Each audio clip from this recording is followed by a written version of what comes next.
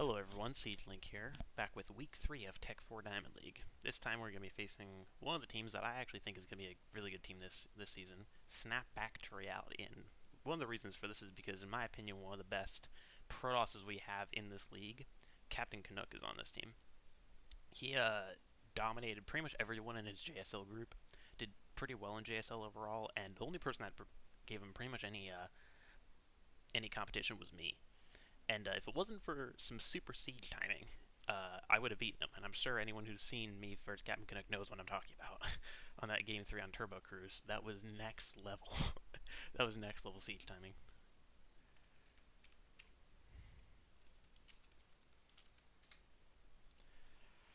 So we're going to start off on Simulacrum. And we got Smuggy going in first. I'm not sure. I actually don't know which person is which. I assume that DrunkCarbot is Smuggy because he's going pink, which is our team color.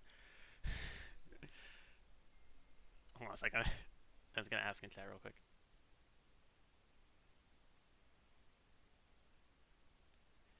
Which player in game is ours, by the way? Is it DrunkCarbot?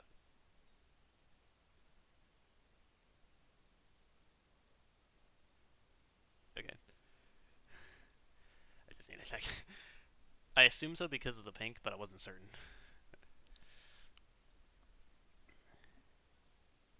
So yeah, he's Smuggy Carbot in Discord, but DrunkCarbot in StarCraft 2. Quite a few people do that. They have different Discord names to their StarCraft names. Me personally, not. I just go with SiegeLink with pretty much everything. I think there might be one or two things. Well, usually what I'll do is I'll like switch up like the capitals and like if there's a space or not. I usually don't like putting in a space. In fact, I personally wish that out of all the things that I would add a space to, it wouldn't be YouTube.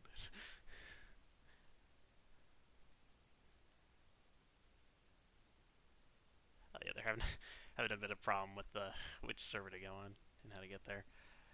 Yeah, it's when you're in a group like this, I can understand this.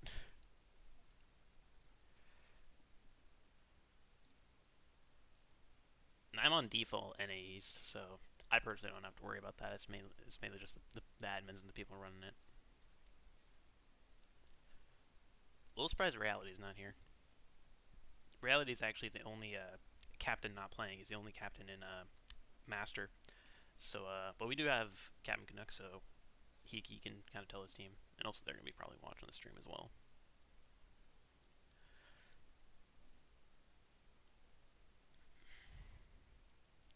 Because something that's important to know about team leagues, and I think team leagues generally should be like this, you shouldn't be able to have sort of the element of surprise. Like, if you do a build and you do the exact same build again, like, you shouldn't be able to make your opponent be like, what the heck is he doing? When he sees you're doing the exact same thing you did before. Like, in solo leagues, that's different. Because then you only have what you only had your perspective. But I feel like in team leagues, because I mean, one way or another, the captains or whoever's spectating or whoever's watching the stream, no matter what's happening, they're going to just tell people what it is. Like, even in a world where absolutely no one was spectating and it was just the two people playing 1v1 like it's a solo league, then the people who were playing would tell the other people at least the information that they gathered. So even though it's less information, they would know a decent chunk of information to tell the next player. So in the bottom left, run the pink for JinLair PinkWings. We have DrunkCarbot, also known as Smuggy. And the top left, in the red, I apologize in advance for butchering your name, which is probably going to happen multiple times here. Falmeer. It sounded pretty good. Falmeer. No, definitely not Mar. So, supply depot gas. No gas on Carbot's side yet. Okay, there's a barracks. I was about to say he's floating a little bit. So, barracks, reactor, and then, or barracks, refinery, and then refinery, barracks over here. So slightly different, but no one's going like CC before barracks or anything like that. And I'm gonna say this right now: if you ever go CC before barracks, Nexus before gateway, or double hatch before pool, you simply deserve to die, especially if you are in like plat or above. or I would even say like gold and above. Like if you're in silver, silver is like the max league you can pull something like that off. But if you're in gold or above, you should not win ever. And if you do, you did not deserve that win. Because the opponent was just most likely just didn't see what the heck they were facing. That is very bad supply depot placement, actually. It might seem small, but when you have sort of a SimCity where all your buildings are vertical, having a unit right here can actually mess up with pathing quite a bit. So far we got our first sort of differences in the build, or big differences. We got Barracks CC, and then Barracks Factory over here. Now, usually I think that CC before ever going CC before Factory is semi-greedy, but I think that was the way that some people play, specifically with like Reaper Hellion. I don't think it's like that easy to punish. Like for me personally, if someone goes like CC, if someone goes CC before Factory, they just flat out die against my build. But most people, I don't think it will. I've seen this a little bit. I'm not really sure if I like it or not. I think on this map it seems okay. So he's gone. So one of the things you'll see with Reaper Hellion is that they'll just continuously make Reapers off one barracks without an add-on, and then just make Hellions at a time. So you're making one Reaper and one Hellion at a time. The Reapers take up a lot more gas when they're reactored, but at the same time, it also means that you can switch immediately and start producing Marines. You don't have to build a reactor immediately. That gas geyser block I do kind of like. But yeah, as you can see, the starport's starting right around the time the factory finishes, and that's something that if the opponent goes like Cloak Banshee, I really like to see an eBay if the opponent has somewhat of a late starport. And so far, DrunkCarbot doesn't have the units he needs, and this is one of the reasons that I don't like CC. I actually really don't like this build that he's gone for, because he went CC before Factory, but then immediately went into Tech Lab Cyclone. Now, thankfully, Reapers and Hellions do kill supply depots super slowly, so he might be able to hold on. But I mean, imagine if this was like one Hellion, two Marines, and imagine if that Hellion was here when those units came. It would have been a lot better for him.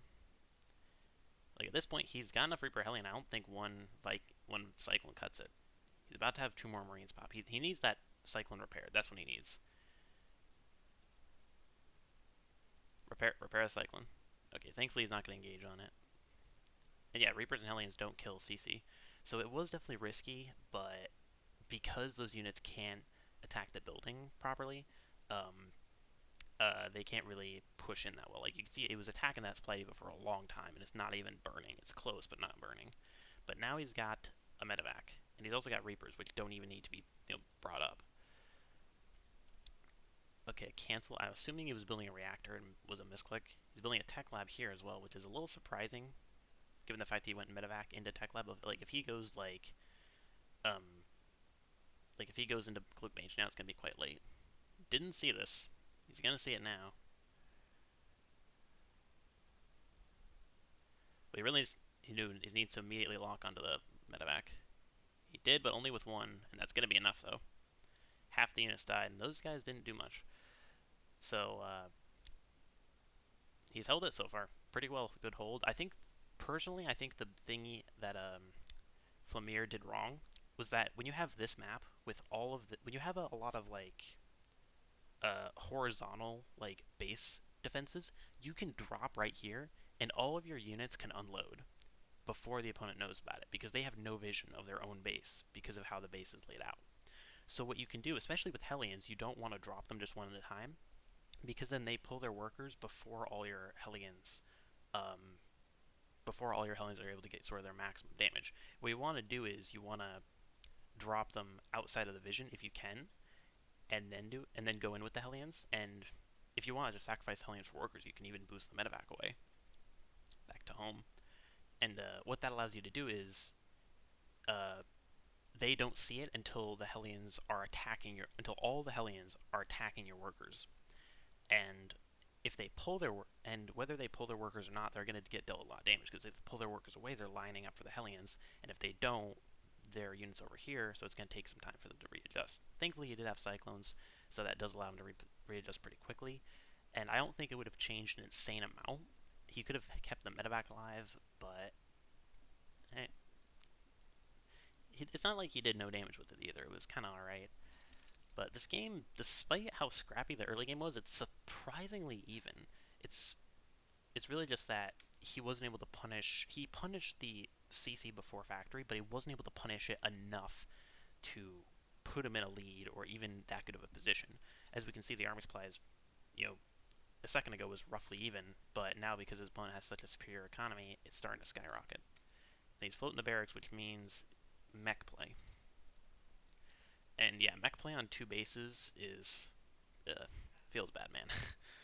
And again, I'm kind of confused. He hasn't gone for a Raven or a Banshee, and he's got a Tech Lab on the starport.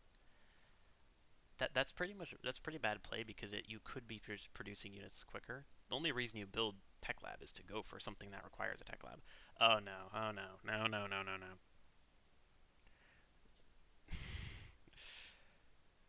Okay, he's super lucky he didn't get either killed there. Like if he realized that, he should have actually just move commanded and then did it. He's got Vikings though, so that should be enough. But yeah, for those of you who don't know, there's one thing you can do, which is like shift click, like here, here, here, and then shift click the siege zone. So they'll do all that and then siege up. What he did was he shift clicked over there, but didn't actually click the siege mode, or maybe he did and maybe misinputted it a bit. But either way, it was kind of just a bad move. You want to either like shift click and siege up, or you want to go like right here, like to the dead space area where the opponent can't see you. Also, going in directly, yeah. So you also don't want to fly like this. You want to fly kind of an odd angle like he did. Also, with Liberators, I would love for him to go back home, repair them, and then go across, but it doesn't matter an insane amount. But yeah, third base coming up. He needs a third base for mech. You cannot mech on two bases. You just can't. So he's getting a third base up, but I mean, that does just, because you're trying to get a combine, that just gives your opponent a big army supply lead. I would love to see him attack or even just scan to see what the opponent's doing. Because if he knew his position, actually, I don't even think he knows he's facing mech yet. He's got a barracks here. Okay, how much did that see? It didn't see actually that much. Now, usually I would say that's a bad area to scan, but that does actually make sense because most people would take this third base, and this is kind of where you want to set up your army. So I do like that. I do actually like that scan position. Double armory up and getting a turret ring.